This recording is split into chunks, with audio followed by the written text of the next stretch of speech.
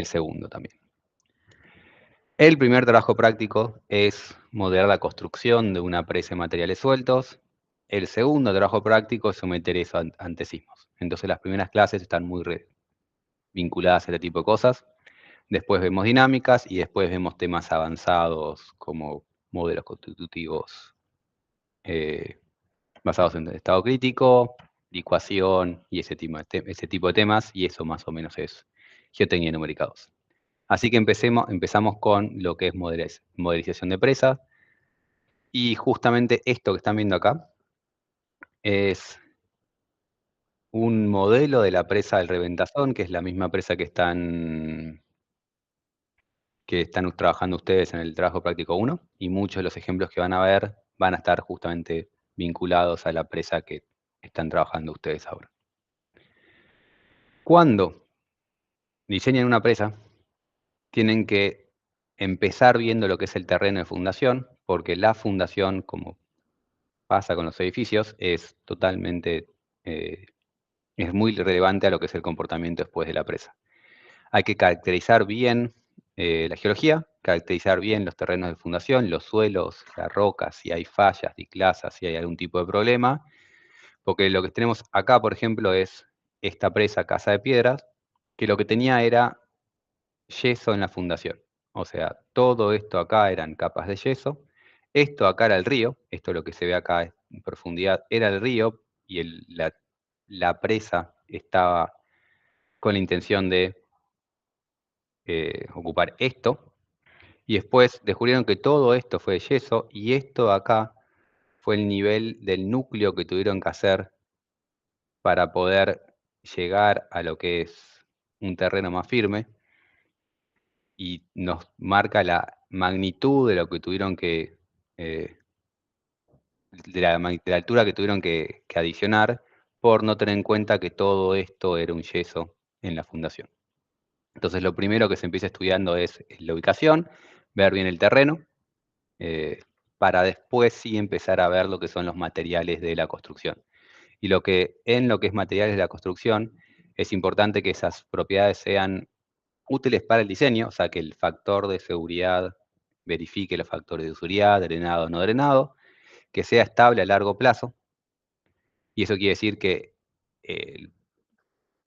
o sea, no solo la estabilidad en cuanto a la seguridad sea alta a largo plazo, no solo factores tipo CRIP, no solo ese tipo de factores, sino, por ejemplo, no usar materiales inadecuados, y esto, por ejemplo, es la presa Tetón, que lo que tuvo es que cuando se construyó fue perfectamente estable, los factores de seguridad daban bien, pero empezaron a ver que en la zona cercana al pie, de repente apareció una mancha de humedad. Esa mancha de humedad empezó a crecer rápidamente hasta que eventualmente colapsó la presa, porque después lo que descubrieron es que el material que estaban usando era un material cuyos parámetros resistentes y parámetros de rigidez eran aptos, pero eran suelos dispersivos. Los suelos dispersivos son suelos que se disuelven en agua. Entonces apenas empezó a haber un poco de agua, apenas llegó un poco de agua a la zona, ese suelo se empezó justamente a dispersar, llevando eventualmente al colapso de la presa. Entonces, no solo tienen que estudiar rigidez, resistencia, permeabilidad, para ver el comportamiento de la estabilidad de la presa, sino también otro tipo de parámetros a largo plazo para asegurarse no solo la construcción, sino muchos años en el futuro, como se espera el comportamiento de una presa. Aparte de los materiales de la construcción del cuerpo de la presa, los suelos de la presa, necesitamos también poder diseñar el comportamiento durante la construcción. O sea, no solo modelar la estabilidad final, sino que modelar asentamientos y desplazamientos a lo largo de la construcción. El bordo libre, asegurar que se conserve en el tiempo y que se conserve durante la construcción, si es que vamos construyendo y llenando al mismo tiempo. Ver que durante la construcción el movimiento de las placas no supere lo que se aceptan a las placas, porque justamente lo que tenemos es que con las presas CFRD, que tienen justamente un muro de hormigón, un muro de concreto, en la cara que va a estar contra el agua.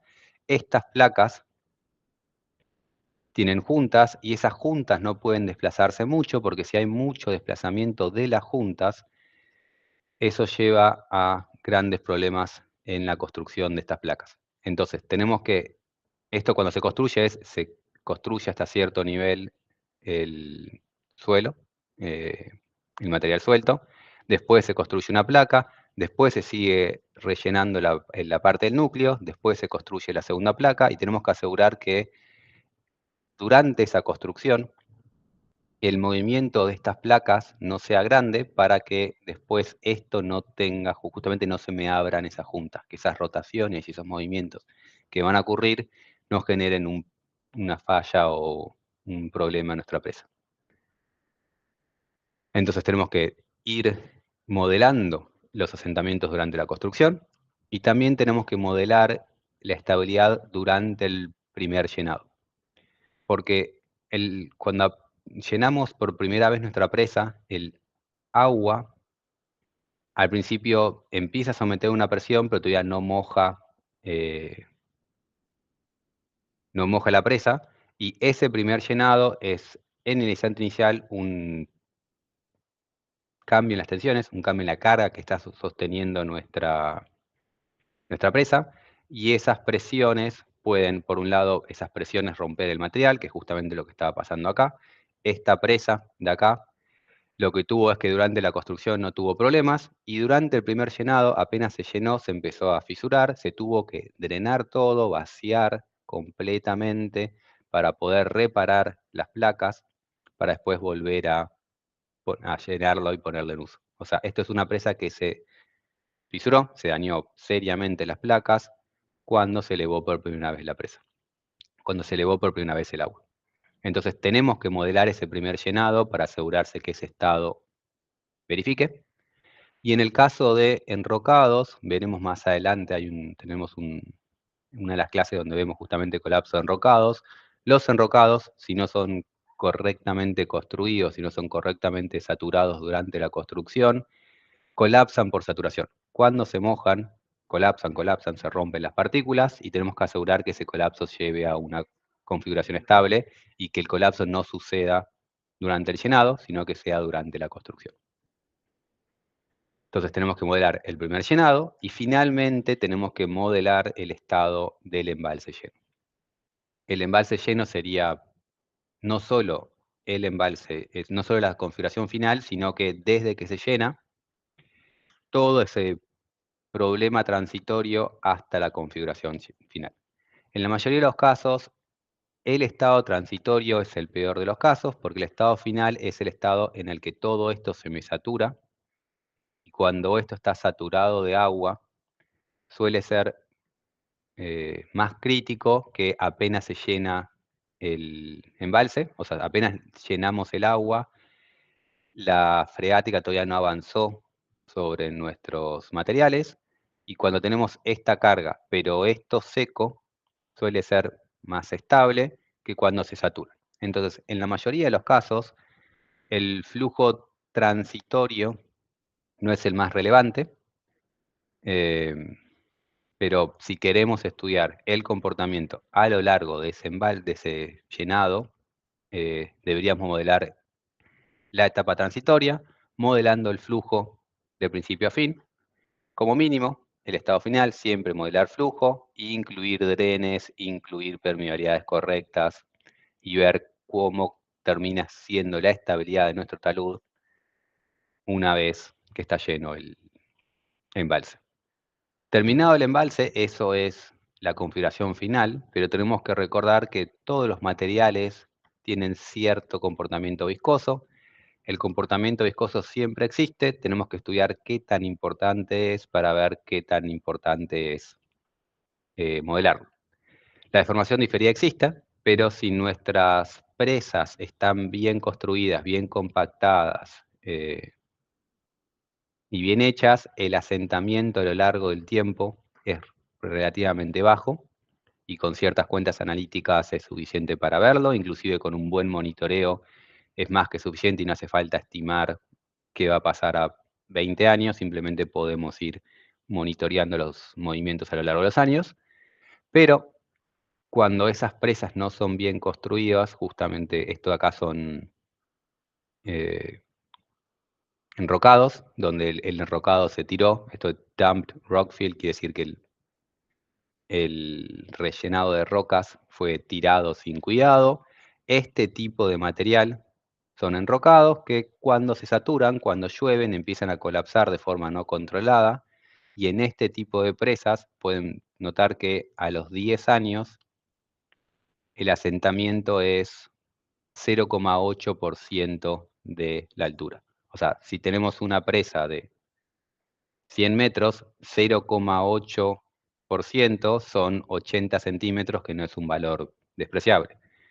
En casos donde tenemos deformación diferida, ya sea por colapso en rocados o porque está arriba alguna fundación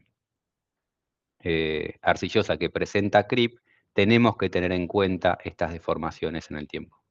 ¿Hay una pregunta? Sí, Felipe, ¿qué tal? Buenas tardes. Una consulta, ¿podrías explicar un poquito mejor a lo que le llamas colapso de enrocados? ¿Es un tipo de asentamiento o se disgregan el material? Lo vamos a ver después en más detalle, pero básicamente cuando tenemos enrocados tenemos partículas de este tamaño. Cuando tenemos partículas de este tamaño, adentro de la partícula hay un espacio poral, y lo que viene pasando es que cuando el agua entra en ese espacio poral, o sea, en los poros de la roca, baja la resistencia de la roca, y como baja la resistencia de la roca, se te parte en dos. Como se te parte en dos la roca, porque justamente bajó su resistencia y terminás teniendo rotura de partículas, pero a nivel roca, esa rotura de partículas genera que una partícula grande, ahora son dos partículas chicas son más fáciles de acomodar, tienen menos trabazón, entonces encuentran una nueva posición de equilibrio que tiene un volumen menor. Eso lo que genera a gran escala es que todo se va acomodando y todo se te asienta. Siempre que tenés rocas grandes, cuando llenás el espacio poral de la roca, se te van rompiendo, colapsando, y ese colapso puede ser un colapso controlado y colapsa a una situación más estable, o no controlado y eh, puede colapsar la presa en su totalidad. Pero cuando me refiero a colapso enrocados es eso. Las partículas grandes, cuando se saturan, cuando se saturan bajan su resistencia, y como tenemos una presa, vamos a no hacer mímica con las manos porque tenemos algo para dibujar. Cuando tenemos una presa y esto mide 40 metros, estas partículas que están acá están sujetas a una presión considerable. Inicialmente están secas, pero después por alguna razón se saturan, bajan su resistencia, colapsan, reducen el volumen, y eso puede llevar a ciertos problemas si se hace de forma no controlada. Y es por eso que cuando se construyen presas de enrocados, lo que se hace es durante la construcción se saturan, o sea, se va con mangueras gigantes y se tira agua en gran cantidad para poder mojarlo durante la construcción y que se colapse durante la construcción y no todo de golpe cuando llueve o sube el nivel freático. No sé si contesté la pregunta. Sí, sí, gracias. Bien. Pero es reducción del volumen. Eso es colapso en rocados y es a lo largo del tiempo. Es una especie de creep que no es el mismo fenómeno de creep que arcillas, y por eso hablamos por separado colapsos en rocados que creep de fundaciones, que entendemos ahí como arcillas. Todo esto es a lo largo del tiempo, o sea, mientras se van saturando distintos pedacitos, se van deformando distintos pedacitos, y por eso tenemos este tipo de desplazamientos, deformaciones en nuestra presa. Entonces tenemos que tener en cuenta el largo plazo con los fenómenos dependientes del tiempo. Y por último, adicionalmente tenemos que tener en cuenta la opción del desembalse rápido, que lo que pasa cuando tenemos un desembalse rápido es que inicialmente el nivel de agua está por acá y toda esta parte de la presa está saturada. Cuando tenemos un desembalse rápido, el nivel freático baja rápidamente y ahora este es el nivel de agua. Como bajo rápidamente, bajo el nivel de agua, pero como fue rápido, no dejo que se desature el suelo y queda con todo esto saturado. Y tenemos ahora una presa donde este suelo ya no es un suelo sumergido, sino que es un suelo saturado. Y el suelo saturado pesa más que el suelo sumergido, hay más carga para abajo, y eso hace que este mecanismo de falla tenga un menor factor de seguridad, y entonces el caso del desembalse rápido es el único caso donde el estado transitorio es menos seguro que el estado estacionario final. Porque si vamos al estado estacionario, ese suelo se termina secando, el suelo que está ahí pintado de rojo se seca y llega a una posición segura, pero en ese tránsito entre que bajé el agua el desembalse, pero sigue saturado mi presa, ahí es el momento donde menos estabilidad tiene la cara esa del talud, y el desembalse rápido entonces es uno de los casos donde el problema transitorio es peor que el estado estacionario. Entonces, si podemos tener un desembalse rápido, podemos modelarlo, y en el caso de realmente querer modelar el desembalse rápido, tenemos estrategias usando flujo acoplado para poder modelar ese desembalse rápido y decir qué tan rápido uno podría bajar el embalse sin generar el colapso en nuestra presa.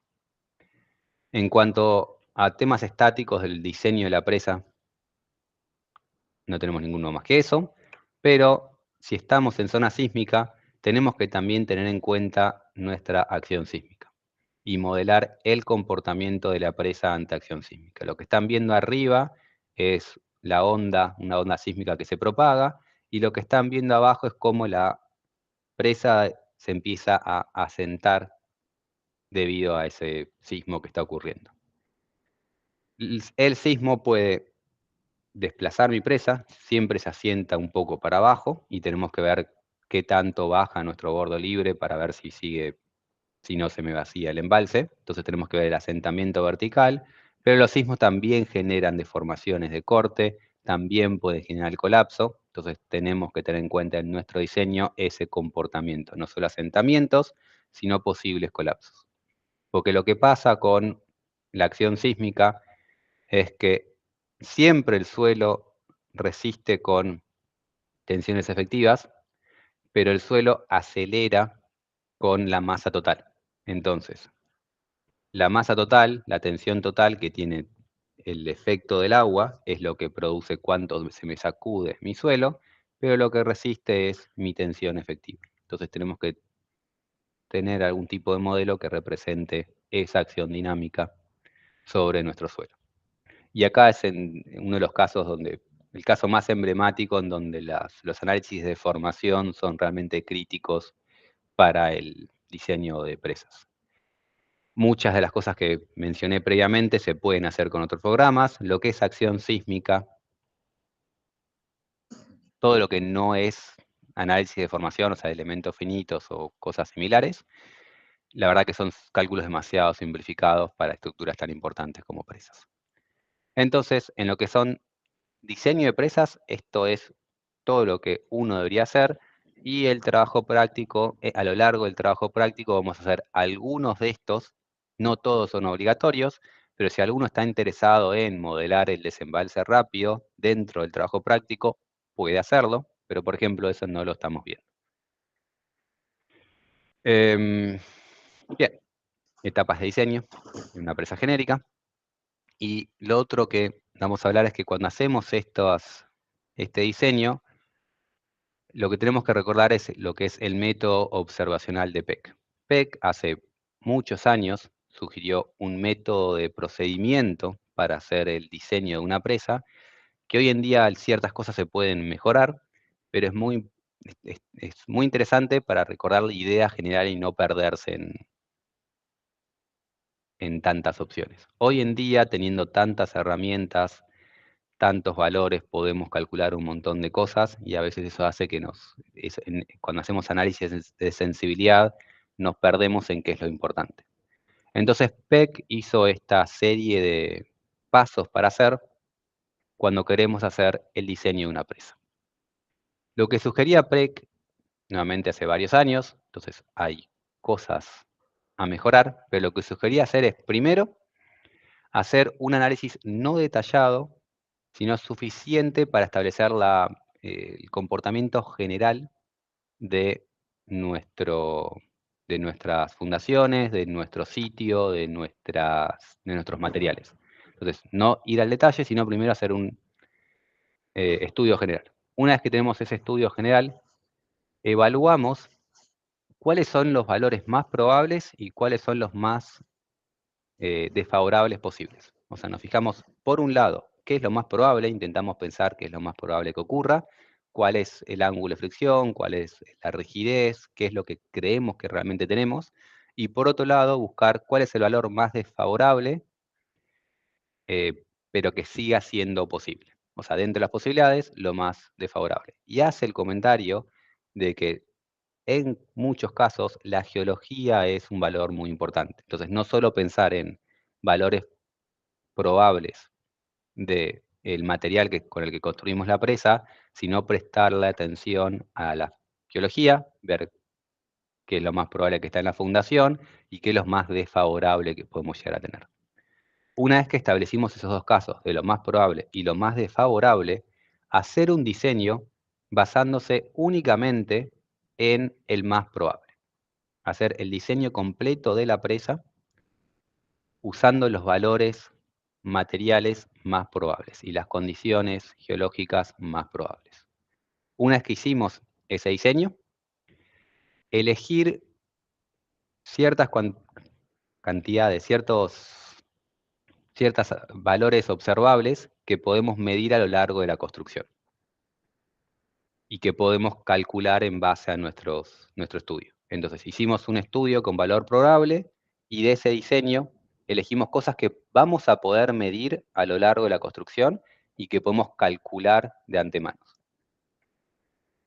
Tenemos nuestro diseño para el más probable, calculamos y elegimos ciertos valores a medir, y después lo que hacemos es estudiar cómo cambiarían esos valores, cómo cambiaría el asentamiento de ese punto, si en vez de tener el parámetro más probable, tenemos el valor más desfavorable.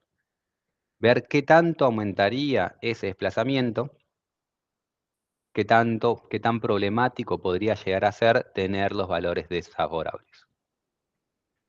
Y en caso que ese valor desfavorable sea un problema para el diseño, pensar cómo podríamos mediar esos problemas. O sea, sugiere Peck hacer un diseño basado en lo más probable, pero pensar de antemano, calcular de antemano si no es eso y es un valor más desfavorable, qué podría pasar y cómo podría arreglar ese problema.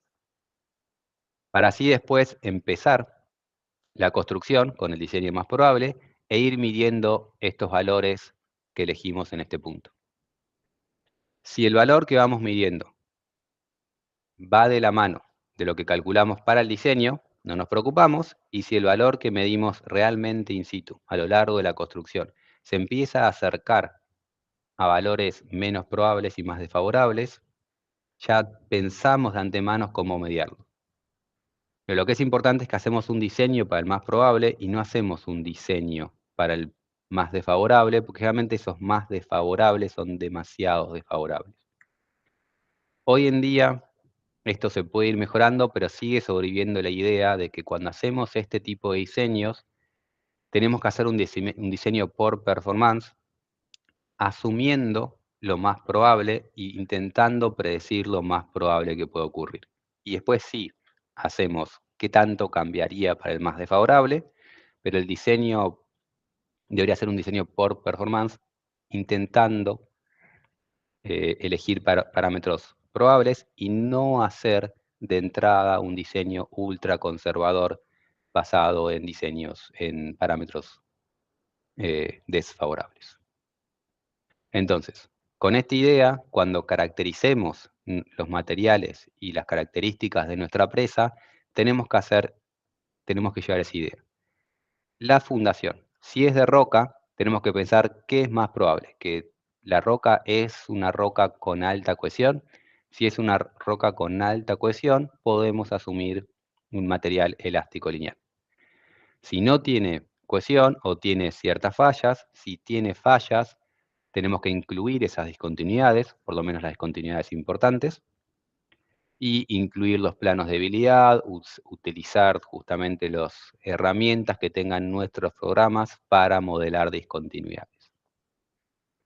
Si son suelos, la idea es la misma, y los suelos de fundación, la importancia y el estudio de los suelos de fundación debería ser el mismo estudio que tienen los materiales con el cual vamos a construir nuestra presa.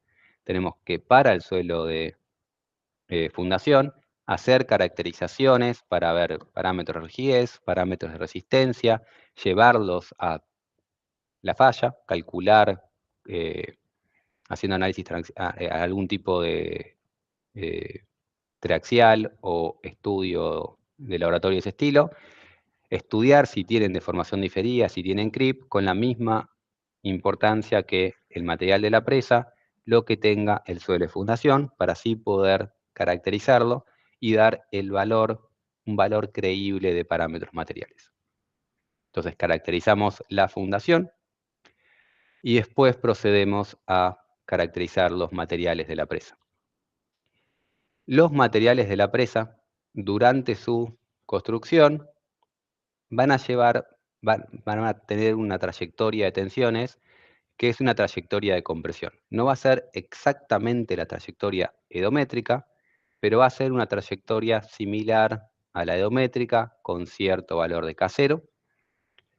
Y entonces cuando se construye va a tener cierta trayectoria. Generalmente esa trayectoria es un poco más inclinada que el K0. O sea, si esto es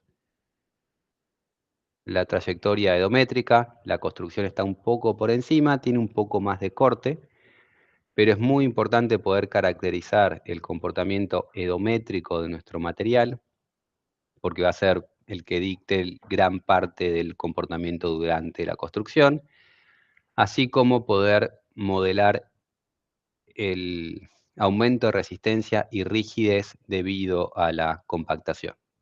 Y lo que estamos viendo acá es un ejemplo de un ensayo in situ con material real de la presa, que lo que se hace es una caja, se llena esto con suelo real de la presa, se compacta con el mismo procedimiento que va a tener después en la construcción de la presa, en esa caja, se le pone una caja encima y se empieza a levantar de una esquina, y levantar una esquina y otra esquina hasta que esto falla, y podemos medir entonces el ángulo de fricción de la presa. Esto es para poder intentar estimar de una forma sencilla, pero con el material real que vamos a construir y la compactación real que vamos a construir, cómo cambia ese ángulo de fricción según la presión y cambio de relación de vacíos real que va a tener durante la compactación, y así poder caracterizar mejor nuestro material. Lo que sí es importante es que ese material va a tener, o sea, ese material tiene un ángulo de fricción mayor porque tiene un OCR, el OCR, la sobreconsolidación, aumenta su resistencia, pero eventualmente, cuando empecemos a construir, el material vuelve a estar normalmente consolidado. Entonces tenemos que tener un poco de cuidado con cuál es el valor que le damos a nuestros materiales. Los materiales friccionales los materiales de las presas terminan teniendo un mayor ángulo de fricción cerca de la superficie que lejos de la superficie, por justamente cómo cambia el ángulo de fricción. Pero con este tipo de estudios podemos ensayar in situ nuestro material y ver la influencia de la compactación.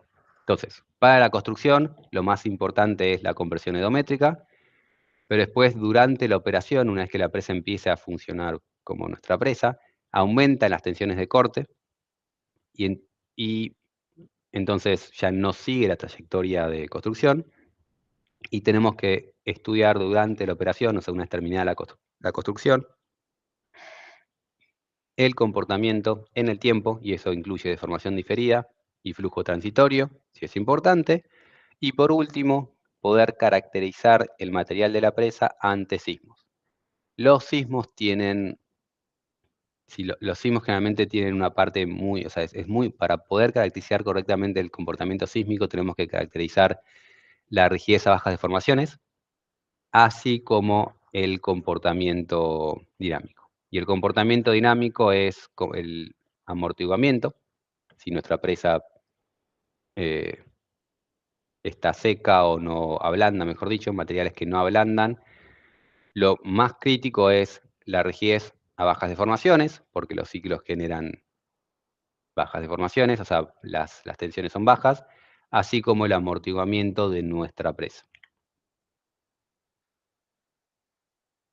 Bien. Entonces, nosotros tenemos que modelar, volviendo para atrás, la construcción, la operación y la acción sísmica. Durante la construcción tenemos que estudiar la evolución de las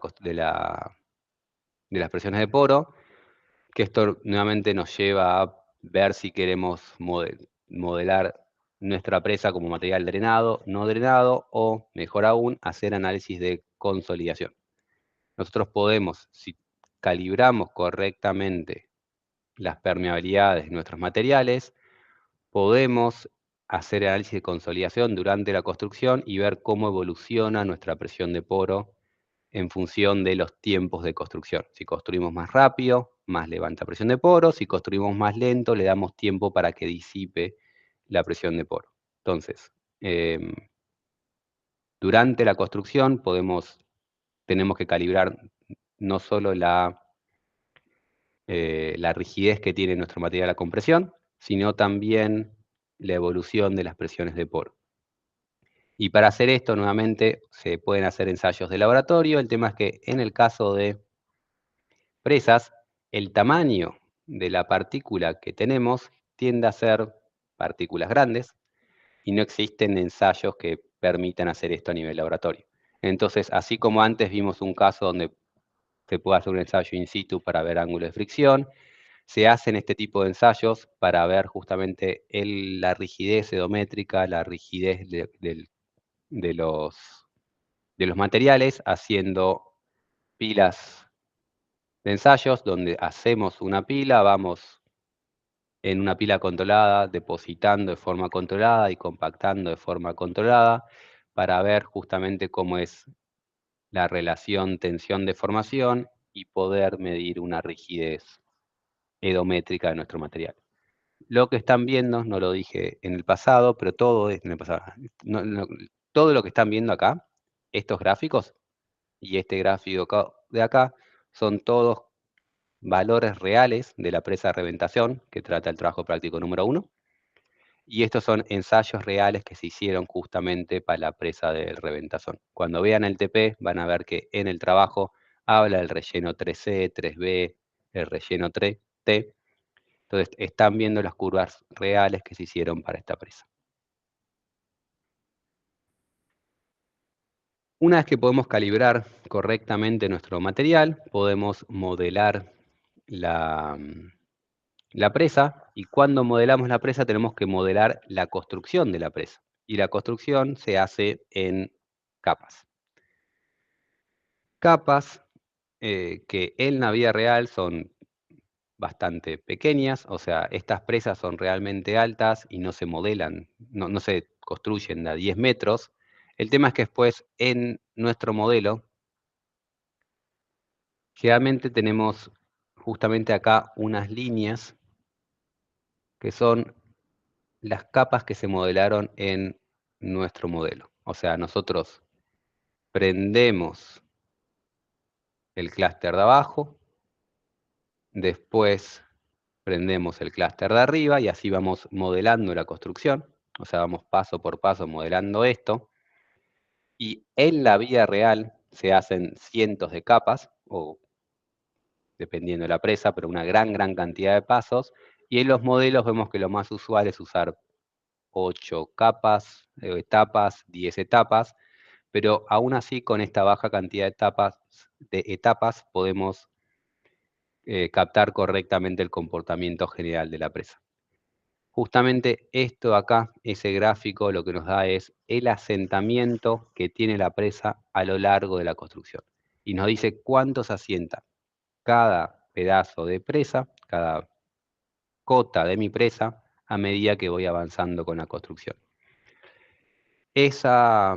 Veamos por ahora la curva más alejada, la curva roja, esa curva que va siendo una especie de serrucho, ese serrucho se debe a que estamos modelando y simulando una serie finita de capas. Si nosotros agregamos y agregamos capas, vamos a ver que ese serrucho se va volviendo cada vez más continuo y fluido, pero ya con esa cantidad de capas podemos ver el comportamiento general y notamos que lo que nos está indicando ese gráfico es que el punto que más se asienta de la presa es ese, que está más o menos a mitad de altura de la presa.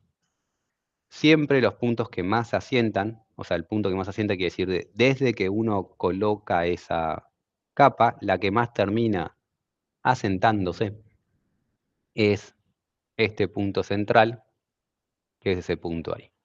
Y para poder calcular cuánto se asienta cada capa, vamos modelando capa por capa. La razón que tiene ese serrucho es porque lo que hacemos es, por ejemplo, déjenme cambiar de color, esta línea azul que vemos ahí es el asentamiento cuando prendemos esa primera capa.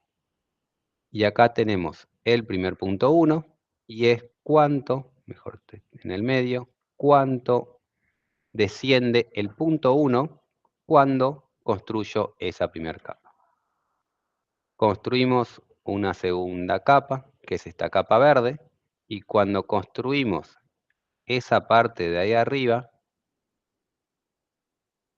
ahora tenemos esta imagen de ahí. El punto 1, ahora, por construir la capa verde, se asentó este valor adicional. Como le pusimos peso arriba, el punto 1 bajó un tanto más y ahora el punto 1 se movió 0,55 metros. El punto 2 se asentó 0,2 metros. Y así vamos construyendo. Notamos que cuando construimos esta capa 3, que digamos que es esta naranja, por ejemplo,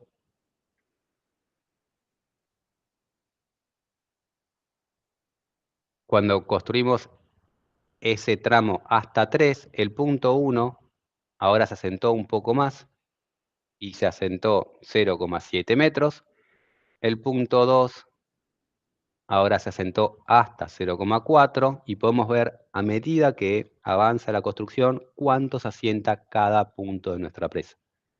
Y podemos notar que la diferencia, borro todos mis colores, la diferencia entre cuánto más se asienta cada pedacito es cada vez más chica. Y eso se debe a que cuando vamos terminando nuestra construcción, el pedacito de suelo que agregamos para agregar los nuevos 5 o 10 metros de tierra es un triangulito más chico. Como esa masa de suelos cada vez es más chica, el efecto del asentamiento de esa nueva capita de suelos es cada vez menor. Pero estos son los gráficos que necesitamos para poder predecir cuánto se asienta nuestra presa, en parte para ver el comportamiento, para poder monitorearlo, para justamente ver lo que vimos antes con PEC, de predecimos cuánto va a ser el asentamiento y después vamos monitoreando ese asentamiento a lo largo de la construcción para poder saber qué tan bien está nuestro modelo o si es necesario mejorarlo o si nos equivocamos en algo y en qué nos equivocamos. Entonces, Hacemos estos asentamientos, predecimos estos asentamientos y después vamos midiendo los asentamientos. Un tema importante que menciono ahora porque después en el TP siempre es un problema, noten que lo que se hizo en este gráfico es despreciar el desplazamiento de la base. La realidad es que este punto también va a descender, porque la fundación no es infinitamente rígida, entonces ese punto también se mueve para abajo. En este gráfico que están viendo ahora en pantalla, estamos descontando lo que está bajando la fundación, porque la idea de este gráfico es intentar estudiar únicamente los asentamientos debido a nuestro material, que son los asentamientos que nosotros podemos controlar. Si mejoramos nuestro material, si mejoramos el material, me refiero, si cambiamos el material o si cambiamos la compactación de nuestro material, lo que podemos hacer es reducir este asentamiento de 1 metro a, digamos, 60 centímetros. Eso es lo que está dentro de nuestras posibilidades. ¿Cuánto se asienta la fundación? Generalmente es algo que no podemos controlar y por eso por ahora en este gráfico lo sacamos. Pero en un caso real nos interesa las dos opciones. ¿Cómo quedan estos asentamientos? Teniendo en cuenta lo que asienta la fundación y cómo es sin tener en cuenta para ver qué tanto se asienta por la fundación y qué tanto se asienta por el material. ¿Alguna pregunta hasta acá? ¿O alguna pregunta de esto? Porque esto es algo que van a tener que hacer en el trabajo práctico 1.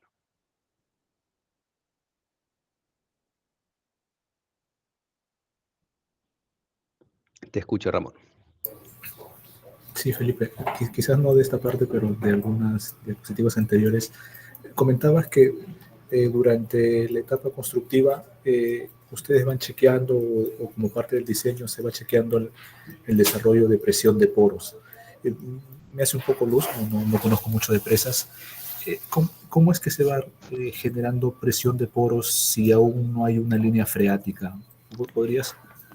En mi mente, no lo dije, pero en mi mente yo estoy construyendo mi presa arriba de una arcilla, donde este suelo de acá es una arcilla saturada. Entonces cuando yo voy construyendo esto, acá abajo, esa arcilla levanta presión de poro. O sea, no presión de poro dentro de mi material, generalmente los materiales cuando se depositan lo suficientemente secos para que no levanten presión de poro, pero si esa presa está construida arriba de una arcilla, esa arcilla va a levantar presión de poro. Entonces lo que podés modelar es estudiar qué tan rápido construir esto para poder minorar la presión de poro generada por la arcilla, o si no se puede cambiar los tiempos de construcción, si hace falta agregar algún tipo de dren en mi arcilla para disipar más rápido la presión de poro de la arcilla de la fundación. Ok, claro, gracias. Sí, no la aclaré, pero dependiendo, en mi mente me estaba imaginando eso. ¿Alguna otra consulta? Felipe, ¿cómo andás? ¿Qué tal? Una consulta, capaz que lo explicaste porque tuve problemas con la conexión. ¿Cómo ajustan el tipo de compactación que hacen según la construcción a los modelos que hacen, a los modelos numéricos? Esa es la siguiente diapositiva, así que te contesto Disculpen. en un minuto. No, Dale, dale. ¿Alguna otra pregunta o continúo?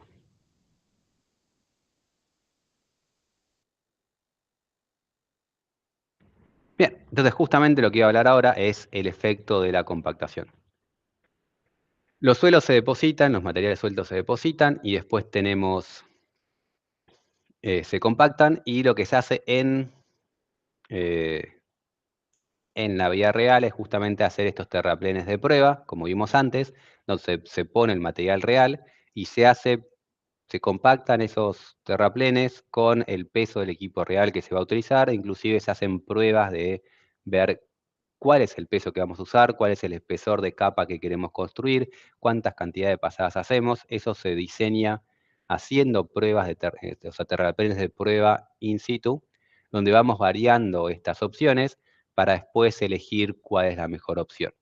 Una vez que se hizo toda esta prueba antes de construir la presa, con estos parámetros podemos entonces calibrar nuestro modelo y calibrar la rigidez edométrica de nuestros materiales. La mayoría de los materiales que tenemos no captan correctamente el verdadero cambio de rigidez entre que se deposita realmente suelto hasta que se deposita totalmente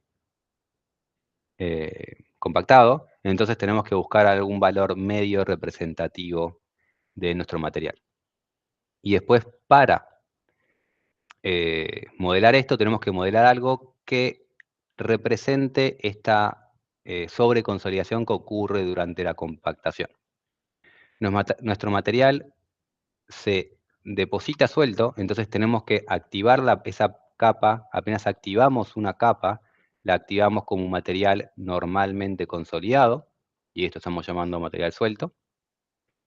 Y después lo que hacemos nosotros numéricamente es aumentar el peso unitario de esa capa, y solo de esa capa, para modelar la compactación. Esto es un truco numérico, o sea, esta línea azul que tenemos arriba es esta curva que tenemos acá abajo.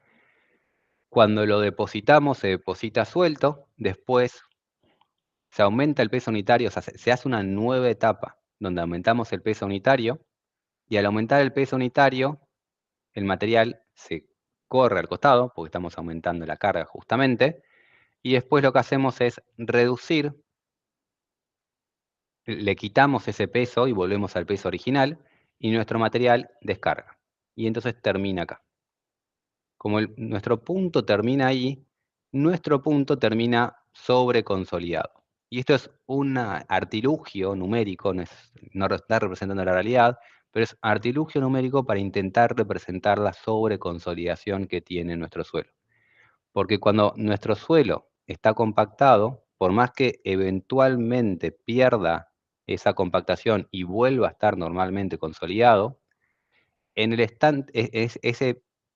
esa primera etapa, donde el material pasa a estar normalmente consolidado, cambia totalmente la rigidez de ese primer tramo, y como vimos antes, las mayores deformaciones que ocurren en cada etapa ocurren al principio y no eventualmente cuando terminan estando bajo varias capas de suelo. Entonces, si nosotros podemos modelar este OCR y lo que estamos viendo acá, esta diferencia entre en donde está el punto y donde está mi superficie de fluencia, eso es mi OCR. Si podemos modelar ese OCR con este truco numérico de aumentar el peso unitario, lo que hacemos es bajar considerablemente los asentamientos de la presa y acercarnos a valores más realistas. Por ahora no miren el video.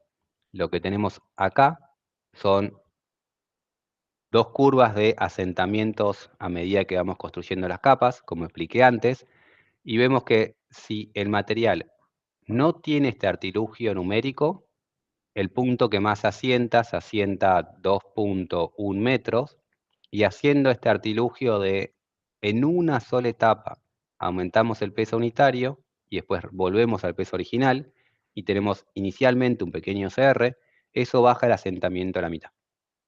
Entonces es muy importante poder modelar el efecto de la compactación para intentar predecir más realistamente los materiales. Esto sigue siendo un artilugio, porque lo que hacemos nosotros generalmente es, sin criterio, más sin criterio no es la palabra, pero sin una justificación válida, aumentamos prendemos la capa. Después, en una segunda capa, aumentamos el peso de esa capa al doble, o sea, se sobreconsolida, volvemos al original, prendemos otra capa, aumentamos el peso de esta capa al doble, volvemos al original, vamos a la otra, y elegimos el doble porque es un número. Podría alguien elegir otro número, y hay otras formas mejores de modelar la compactación, pero cambiar el peso es algo que se puede hacer extremadamente sencillo en un modelo, y después podemos ajustar si es el doble o no es el doble, pero nos acerca un valor un poco más realista. Para saber exactamente cuánto aumentar, deberíamos saber exactamente cómo se va a compactar. Si no sabemos, el doble es un valor que generalmente es suficiente para tener un poco en cuenta este efecto. Otras opciones para modelar la compactación es prender una capa y agregar en cada capa una carga que simule esa compactación. Pero hacer eso es extremadamente más complicado. En cada capa tenemos que agregar un line load, asignarle un valor a esa carga, prender la carga, sacar la carga, ir al siguiente, asignar el line load. Es más engorroso. Y entonces nosotros terminamos usando este truco de aumentar al doble el peso solo de la capa que prendemos última, no de toda la presa. Y ahora sí pongo de vuelta el video y vamos viendo que justamente, si van viendo acá, se prende una capa y después cambia el color. Se prende una capa, cambia el color, cambia el color. Se prende una capa, cambia el color, cambia el color. Y lo que están viendo ahí es justamente ese cambio de color, es aumentamos el peso y volvemos atrás el peso. Pongo de vuelta el video, así lo vemos por última vez. Perdón, me pasé. Tengo un poco de lag. A ver si ahí reproduce. Ahí reproduce. Van a ver que activa la capa y después cambia el color 2 veces. Lo que estamos ahí modelando es la compactación. En este caso, aumentando al doble la capa, cada capa que prendemos. Y después siempre volviendo al peso original.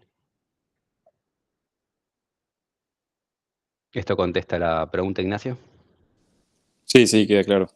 Así que si no tenés datos por los terraplenes de prueba, además, el método que usan es aplicarle el doble del peso. El doble peso es la última capa que tenemos ahí. Porque Ahí está. realmente la compactación es un poco más significativo, pero ya esa mini diferencia de ponerle un poco más de peso cambia significativamente los resultados. Ahí está. Entonces no Perfecto. poner nada no es una buena opción. Perfecto. Muchas gracias. Bien. No, por favor. La presa la van a construir teniendo en cuenta el efecto de la compactación y después le van a calcular el factor de seguridad. Como ya vimos en geotecnia numérica 1, el factor de seguridad en 2D y en 3D no es exactamente el mismo, pero el valor en 2D es más conservador. Tiende a ser un poco menor porque no tiene en cuenta efectos de forma y porque adicionalmente tenemos elementos más pequeños y al tener el 3D elementos tan grandes, sobreestima a veces ese factor de seguridad. Entonces van a calcular el factor de seguridad en una presa suficientemente importante. Hacemos también un chequeo 3D, pero generalmente se hace solo el 2D, que nos da un valor más conservador. Felipe, una consulta nada más, un poco relacionada con esto. Yo he trabajado con represas, pero del tipo muy pequeña, represa para riego, que son los casos más extremos, 15 a 20 metros de altura.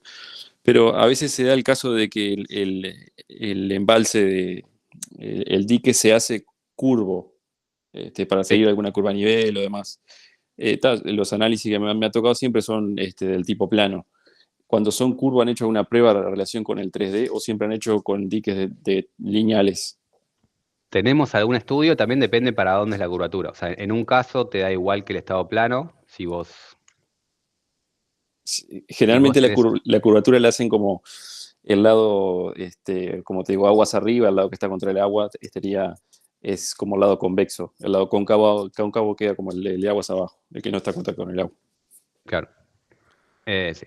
Lo que yo estaba por decir, si tenés algo así y el agua está de ese lado, el 2D es más que suficiente. Cuando el Ahí agua está. está de este lado es que tenés el efecto beneficioso.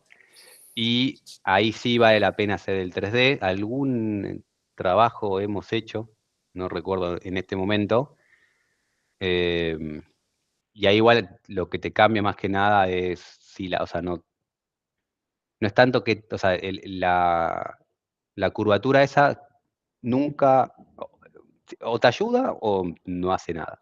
Entonces siempre el 2D es más conservador y en el caso donde la curvatura te ayude a estabilizar la presa, tenés que ver si vale la pena hacer el 3D. El 3D siempre es más costoso en cuanto a tiempo de cálculo, más costoso en cuanto a tiempo de ingeniero para construir ese modelo, entonces es más costoso en cuanto a plata, y hay que ver si tenés una obra importante que amerita hacer un modelo 3D. Generalmente necesitas una presa significativa para que estén dispuestos a pagar un modelo 3D por todos los problemas que conlleva todo esto. Perfecto, gracias. Bien.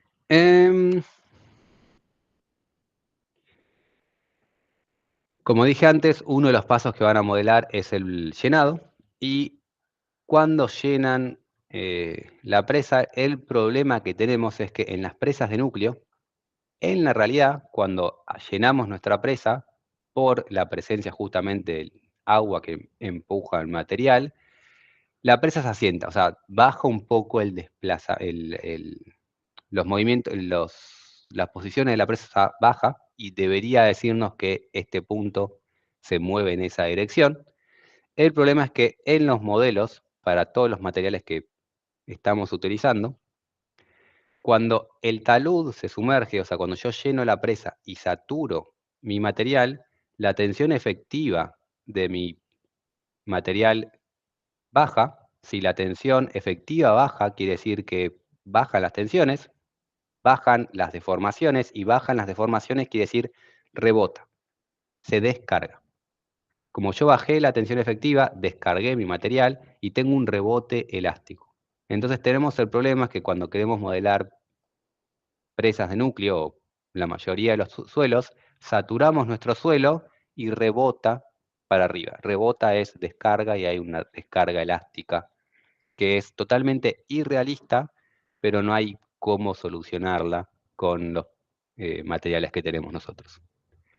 Es distinto en las presas de CFRD, porque en estas presas yo acá tengo una pantalla, entonces yo puedo agregar la carga de agua, y esa carga de agua que no satura debajo del muro de hormigón, del muro de concreto, lo que está haciendo es aumentar la carga por la carga de agua, pero no rebota tanto el material porque no se me satura abajo de ese muro, y entonces puede modelar mejor este asentamiento debido al llenado. Siempre se te va a saturar un pedacito de suelo, y ese pedacito de suelo te va a rebotar un poco, pero en el caso de las presas CFRD vemos por lo menos un asentamiento para abajo. En las presas de núcleo vemos un desplazamiento para arriba irrealista, pero es lo que tenemos. Y eso es para saber que cuando lo vean es algo que está haciendo mal el modelo, pero no tenemos forma de solucionarlo con los modelos que estamos utilizando. Bien, como dije antes, cuando modelamos estos podemos elegir entre hacer flujo transitorio o flujo estacionario. El estado estacionario es en general el más desfavorable. Entonces, en la mayoría de los casos no es relevante hacer un análisis transitorio. No vale la pena hacer un análisis transitorio. Los modelos transitorios suelen ser más complicados quiere decir, o sea, no hay que apretar muchos más botones, pero convergen menos, entonces nos tenemos que pelear más con el modelo para que converja, y adicionalmente hacer un análisis transitorio requiere más datos de nuestros suelos, mejor precisión en los datos materiales. Entonces, evitamos en la gran mayoría de los casos hacer un análisis de flujo transitorio. El problema es qué tan realista es ese estado estacionario, y adicionalmente problemas como el desembalse rápido, que en el caso del desembalse rápido, el estado transitorio es menos seguro que el estado estacionario. Me falta acá una diapositiva que no me apareció. Denme un segundo. Me faltan 2 imágenes. Ah, no, me estoy adelantando. Bien. Después del siguiente intervalo hay una presentación de flujo transitorio. Pensé que venía ahora, viene después. Entonces, en la mayoría de los casos, el estacionario es suficiente, excepto que tengamos algún problema particular o alguna pregunta particular. Lo que sí es importante es siempre modelar el flujo en nuestras presas. El flujo cambia las tensiones efectivas, las presiones de agua cambian las tensiones efectivas, entonces es importante modelar el flujo, Y después es importante intentar modelar correctamente el flujo en base a los datos que tenemos. Esta diapositiva lo que nos dice es, nosotros tenemos esa presa. Generalmente en nuestras presas tenemos algún tipo de piezómetro, que es un cañito que en general tiene el agujero abajo. En el agujero entra agua y entonces tenemos una altura de agua en el caño que nos llega hasta ahí. Esa medida tiene dos problemas. La medida está perfecta.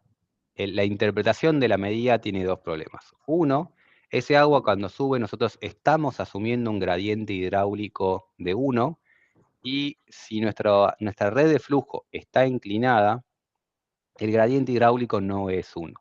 Entonces tenemos que tener en cuenta cuál es el verdadero gradiente hidráulico para saber que esa altura de agua es la altura en el caso hidrostático, puede ser más alta si tenemos un gradiente hidráulico menor a 1. Ese es el primer punto. El segundo punto es que lo que está midiendo, y ahora dibujo con otro color, pongo naranja, lo que está midiendo ese piezómetro es la altura de agua de ese punto.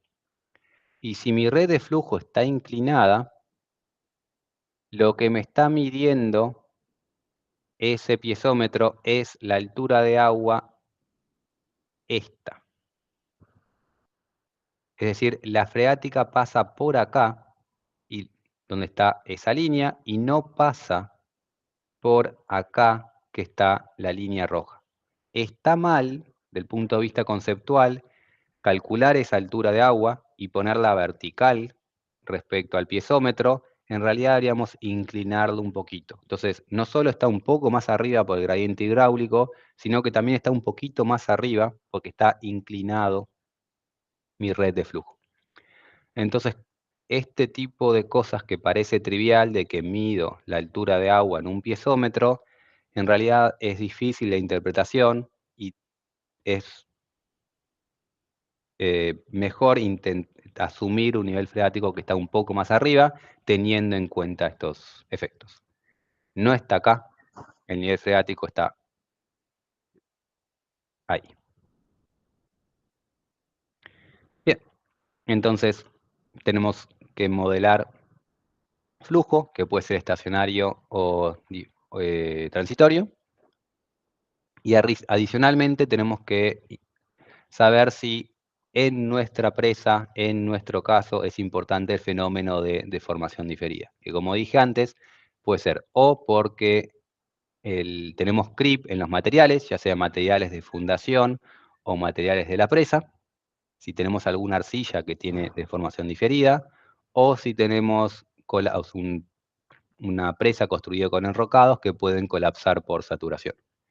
Entonces tenemos que saber si tenemos esos casos, si es necesario modelar, porque la mayoría de los modelos que tenemos no calculan correctamente creep.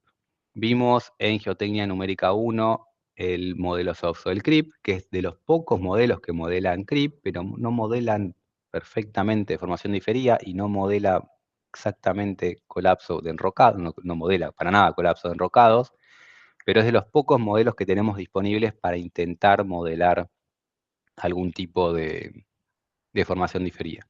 Entonces, en la práctica, en muchos casos, se imponen cambios volumétricos dentro de Plaxis, así como dentro de otros programas. Uno puede imponer un colapso, o sea, una reducción volumétrica de los materiales para saber después eso cómo afecta al material que tenemos arriba. Si sabemos que algo va a colapsar, puedo, a lo bruto, decir todo esto se va a saturar y colapsar y reducir 5% su volumen y ver qué efectos tiene en el coronamiento de la presa.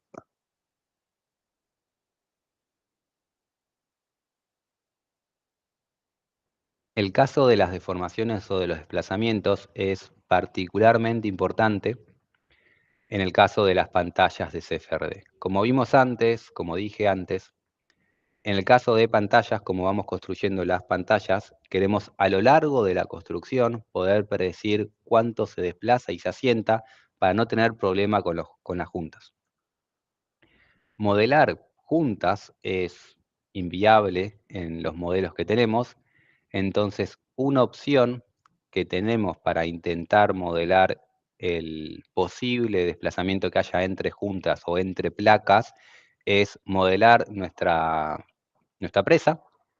Esto es la presa en 3D, y lo que estamos viendo ahí es el contorno de la presa, que estamos viendo solo una cara de la presa, y en esa cara de la presa lo que hacemos es modelar un material tipo membrana, o sea, un material membrana, un componente estructural membrana, que tenga baja rigidez, que esté pegado al suelo, y lo que hacemos es, esta membrana tiene que tener baja rigidez, está junto con el suelo, baja rigidez, así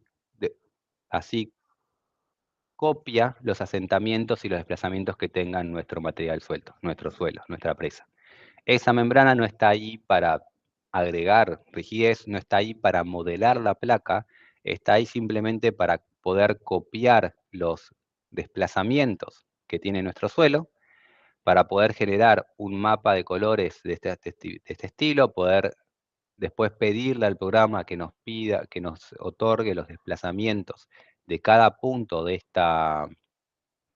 esa membrana, de esa superficie, y con los puntos de esas superficies alimentar a un modelo, vamos a decir sencillo, o un modelo analítico, no es sencillo la palabra, un modelo simplificado, esa es la palabra, un modelo simplificado de juntas analítico hecho en un programa separado. O sea, del modelo 3D, le metemos la placa, le pedimos el campo de desplazamientos, retiramos el campo de desplazamientos, y después hacer un modelo de juntas donde analíticamente se analiza el comportamiento de cada una de estas juntas, las traslaciones y las rotaciones, y después haciendo un código que no es que es corto, no es sencillo de entender, pero sí es bastante sencillo de programar. Una vez que entendemos esto, es un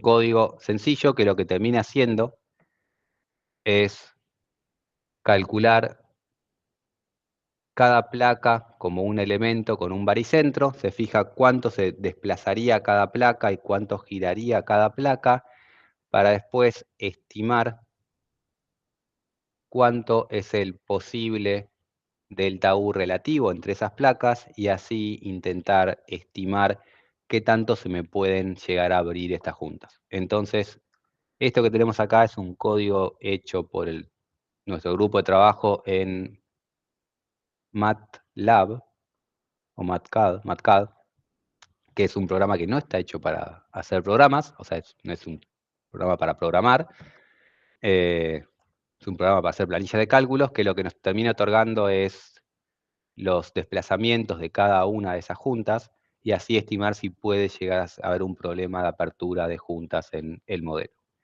Este código que están viendo es el código que se utilizó en esa presa, que vuelve a ser la presa Reventazón. O sea, es lo que realmente se hizo en este grupo de trabajo cuando se modeló este proyecto. Por último, tenemos la imagen de la presa Reventazón. La presa Reventazón nuevamente es la presa que van a trabajar en el trabajo práctico 1 y el trabajo práctico 2. Los valores que fuimos viendo a lo largo de esta presentación y los valores que tienen en el enunciado son valores reales, así como tienen adicionalmente un par de publicaciones y tesis de grado. Benito hizo una tesis de grado con este trabajo. De Palma, Carboni hicieron papers vinculados a lo que es Reventazón. Entonces tienen valores reales, reales me refiero, valores que por suerte la empresa que hizo la presa Reventazón fue gentil, fue lo suficientemente generosa de habilitar esos datos para uso de nosotros y usos académicos, y ustedes pueden modelar entonces la presa esta con valores, o sea, es un análisis simplificado, pero con valores realistas. ¿Consultas?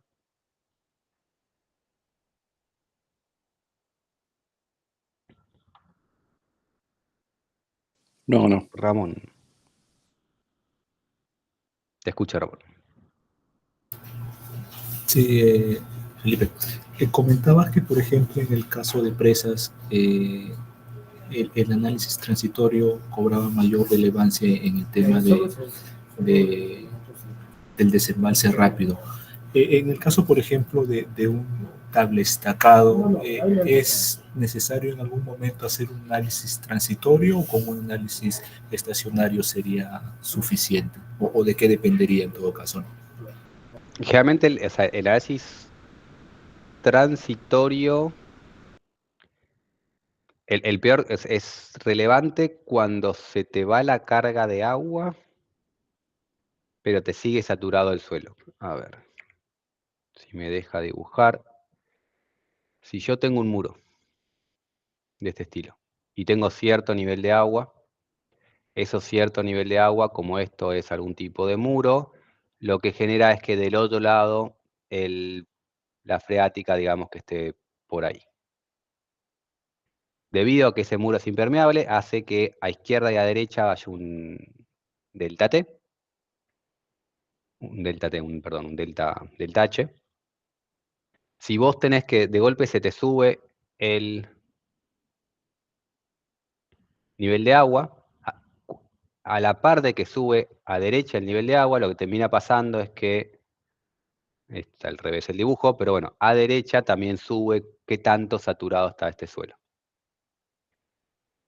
A medida que va subiendo el nivel de agua, el análisis estacionario es suficiente. El problema es que si vos tenés este estado y de golpe a izquierda te baja el nivel de agua,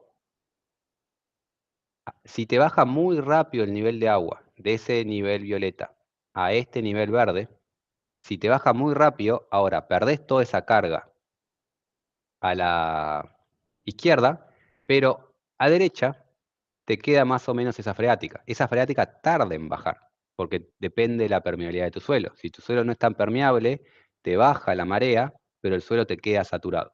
Y eso es el caso más desfavorable.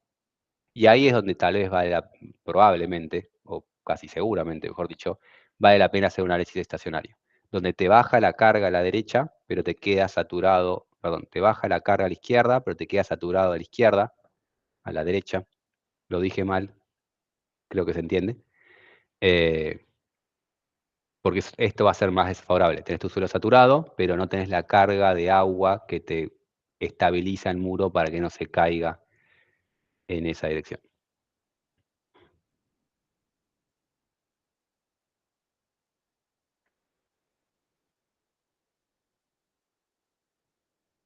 ¿Alguna otra consulta?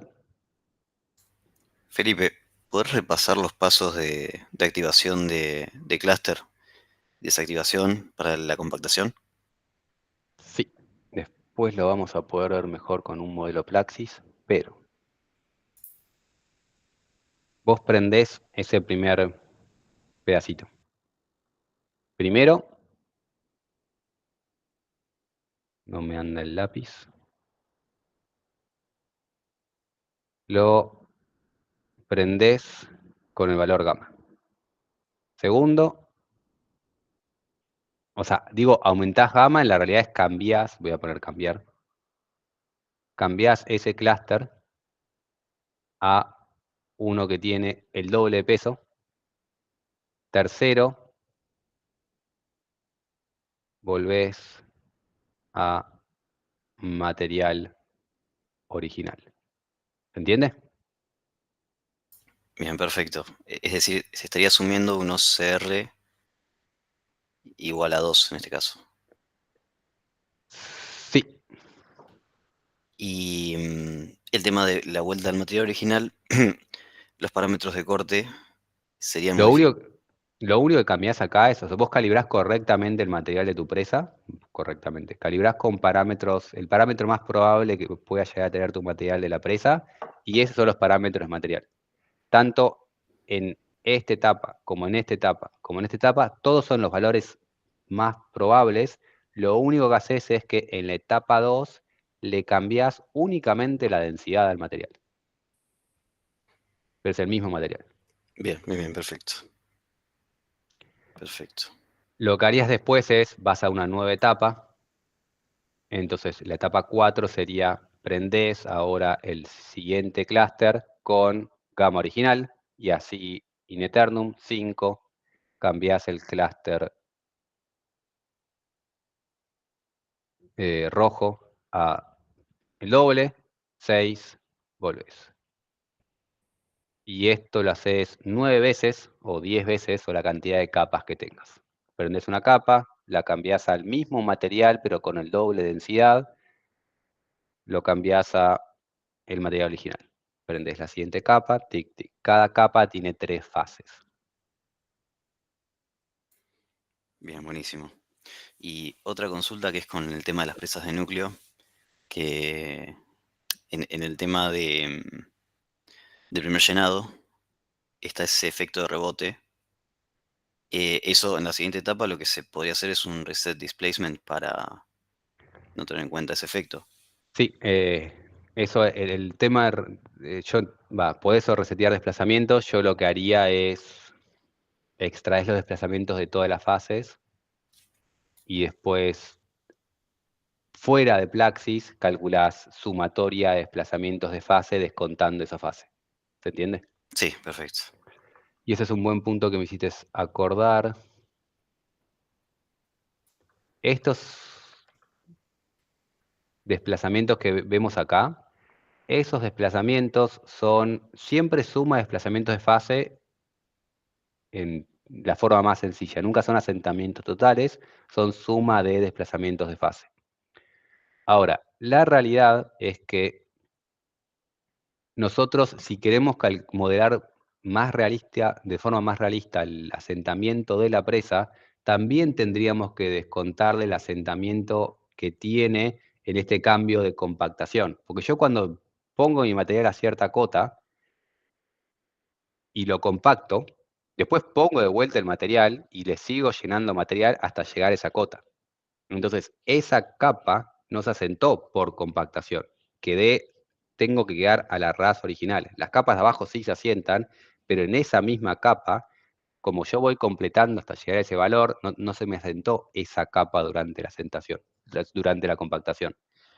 Entonces, si queremos ser bien preciosistas, también tenemos que descontar, o sea, tenemos que extraer de Plaxis la suma de desplazamientos de fase, mejor dicho, tenemos que extraer del Plaxis el asentamiento que tiene cada fase, para después nosotros manualmente saber qué queremos sumar y qué no queremos sumar.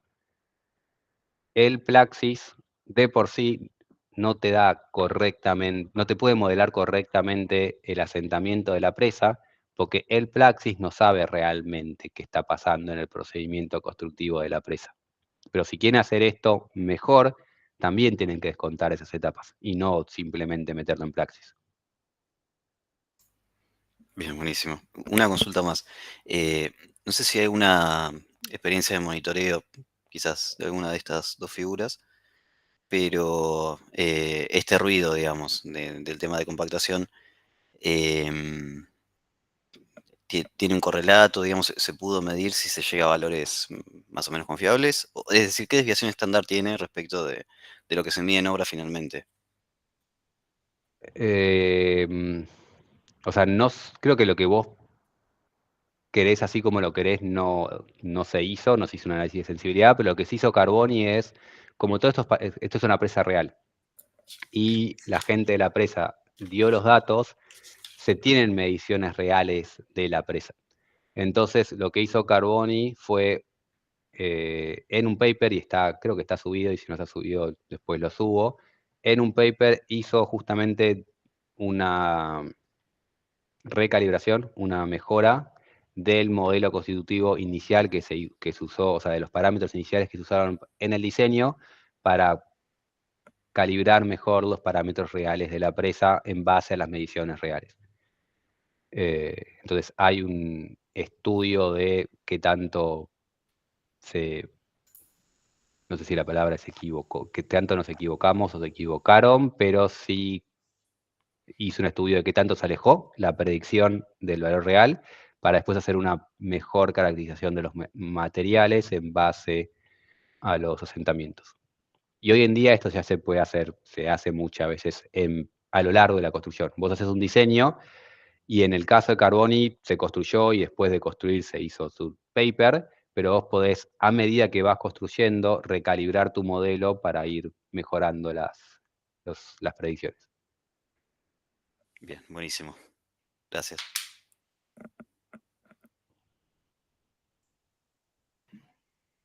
Felipe, disculpa, aprovechando la consulta anterior, no me quedó claro por qué se escoge, digamos, siempre para modelar, digamos, el efecto de la compactación, incrementar en 2 el valor, digamos, del peso volumétrico, ¿no? ¿Por qué 2? ¿Por qué no No es un más? número, es totalmente un número. O sea, cuánto aumentás el peso depende de la compactación, de la forma real que estés compactando tu suelo. No es 2 el valor.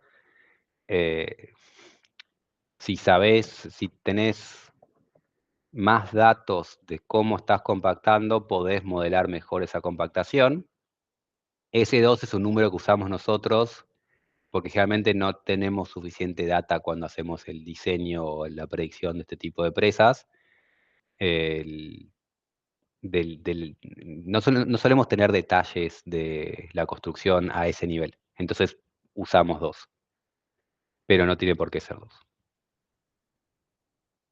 Y el otro comentario, también esto, qué tan preciso querés ser con ese número, depende con qué es lo que le querés pedir a tu modelo numérico.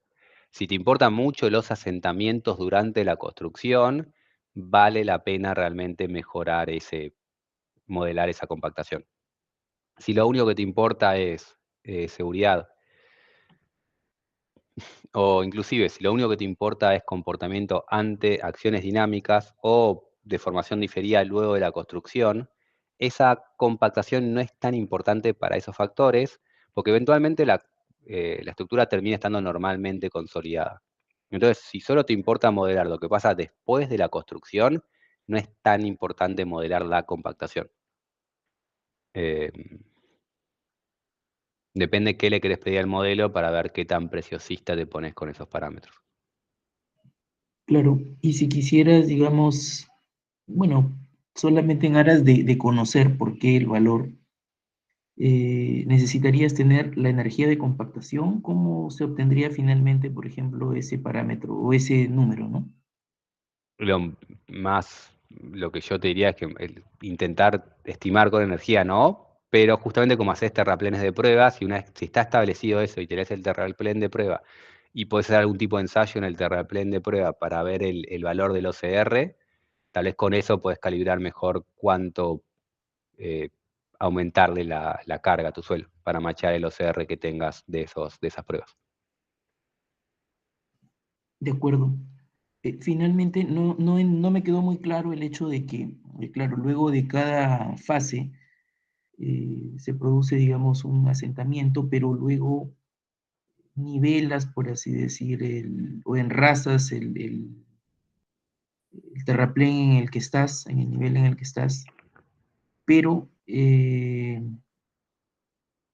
no me queda claro el hecho de que, digamos, enrazas, pero se supone que siempre queda, digamos, un asentamiento inducido, ¿no?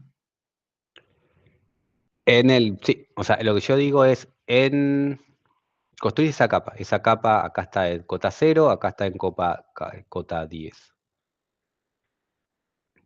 En Plaxis, vos prendés ese clúster que supuestamente tiene cota 10, aumentás el peso, o sea, prendés el clúster y baja una cierta cantidad, porque su peso propio ya hace que no queden 10 y baja. Le aumentás el peso, le aumentás la densidad al doble, baja más todavía, volvés al original, rebota un poco para arriba, porque piensen que vos cuando aumentás voy de a poco, prendés el clúster. Cuando prendés el clúster, como tiene un peso, esto se desplaza y en realidad queda acá abajo. Después aumentás la densidad, vuelve a bajar acá, y después, cuando volvés al peso original, rebota un poco y queda acá. Eso es lo que hace el modelo numérico. Y al final de esas 3 etapas, te quedó por ahí en cota 9, para decir un número. En la realidad no quedó en cota 9. En la realidad si vos construís hasta la cota 10, le agregás de vuelta tierra y le agregás otro metro de tierra para llegar a la cota 10. No quedaste 9 metros por debajo porque compactaste. A eso me refiero que si vos construís esto de esta forma, ese modelo numérico no está modelando correctamente lo que le pasó a tu presa. Porque este asentamiento no es 100% realista. No es realista. Porque vos tenés que enrasar hasta llegar a la cota final. Sí te predice más o menos bien, tal vez lo que le pasó en este punto, pero no lo que pasó en la capa superior. Y lo otro que está prediciendo ahí el modelo es un rebote elástico que no se va a dar en esa magnitud en la realidad. De acuerdo. ¿Y cómo haces para compensar en todo caso ese, digamos, ese desnivel que existe, ¿no? Entre 9 y 10 metros. O sea, Si vos vas al finalmente, Plaxis, y al Plaxis le pedís el Face Displacement, solo Face Displacement, te va a dar que primero de 10 bajó a 9,7, que después de 9,7 bajó a 8,8 y que después subió al 9. Con Plaxis vos le podés pedir el desplazamiento de cada fase y después vos por separado decidir qué querés sumar y qué no querés sumar. Y ahí ya vos tenés que pensar qué asentamiento es real y qué asentamiento no es real, para ver si lo querés tener en cuenta en tu modelo o no. Esto es lo mismo que, ya no me acuerdo quién lo había preguntado, creo que Nicolás. Nicolás había preguntado el rebote elástico cuando saturabas tu presa. Si vos le pedís al Plaxis, en vez de hacer el diagrama de deformaciones, el diagrama de desplazamientos, le pedís simplemente la data, después la data vos la podés interpretar y decidir qué sumás y qué no sumás. Y acá es simplemente vos pensar, ¿lo tengo que tener en cuenta o no lo tengo que tener en cuenta? ¿Esto es realista o no esto es realista? Esta fase que estoy inventando, porque todo esto lo estoy inventando, aumento el peso al doble, vuelvo al peso original. ¿Es algo que va a ser mi suelo o no va a ser algo que va a ser mi suelo? Y es algo que deberían pensar, a ver si son valores que deberían informar en un informe final. de acuerdo. Porque quizás lo más conveniente sea no llevarlo finalmente a 10, sino a un poco más, para finalmente llegar a obtener Sí, pero capas más ahí pequeñas. modelar eso es mucho más complicado. O sea, hacer una malla más grande para que después te quede en la posición que querés es mucho más complicada que hacer cuentitas por separado. De acuerdo, de acuerdo. Porque no sabes qué tanto más le tenés que poner y no vas a estar iterando porque pensá que son 10 capas. A cada capa le vas a poner un poquito de más para que después cuando se asiente cada capa quede exactamente donde querías que quede. Vas a estar iterando varios días. No varios días, pero bastante tiempo. Claro, eso significa que en la capa final igual vas a tener que, desde la perspectiva del modelo, agregar material adicional al número de capas que has previsto. Supongamos que tengas, no sé, pues 100 metros de altura. Inicialmente consideras capas de 10 metros, son 10 capas, pero con los asentamientos estos que ocurren en cada fase constructiva, pues no vas a terminar en 10, sino quizás en 12. Claro, y el tema es que no todas las capas van a tener que tener la misma altura. Ese es el Claro, problema. Por eso, modelar eso de esa forma es, no te voy a decir inviable, pero no práctico. de acuerdo, de acuerdo. Gracias. ¿Alguna otra consulta?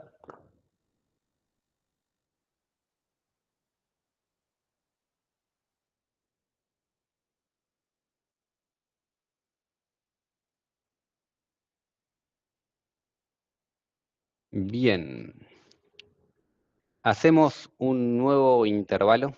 Vamos a hacer un intervalo de 10 minutos y después vemos si decidimos seguir con alguna presentación más o vemos algo de Plaxis. Pero en principio hacemos un intervalo de 10 minutos y continuamos, son y 40 o 8 menos 10, continuamos con la clase.